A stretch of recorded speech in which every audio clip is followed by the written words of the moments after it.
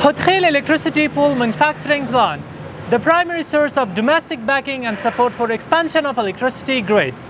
The Afghanistan Brishna Shirkat has made significant progress in the domestic production of essential equipment for the development and completion of the national grid.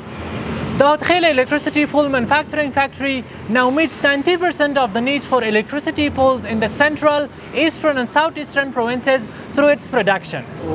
We produce 7 to 8 types of pools in various sizes, such as 9 meters, 10 meters, 12 meters, and 15 meters. Among these pools, there are different types like normal pools and stretch pools.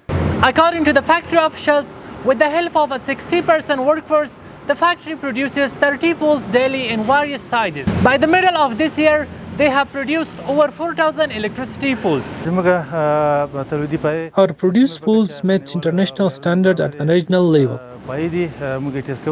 We test all pools and they are manufactured considering all factors to meet the required quality standards.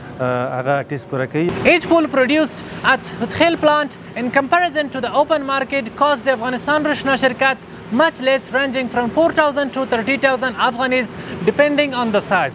Overall, approximately 250,000 Afghanis in savings are achieved daily compared to open market prices. It is to be mentioned that various production processes of this pool are carried out with the assistance of machinery and digital systems.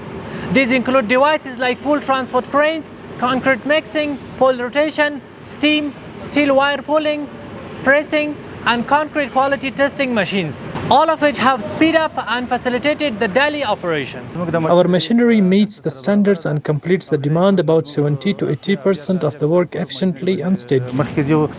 I am very happy that the opportunity to work in our own country is available for us. It is expected that with the enhancement of machinery capacity at Hothkhail electricity pool manufacturing plant, the production of 18-meter and 21-meter pools will also commence in the near future.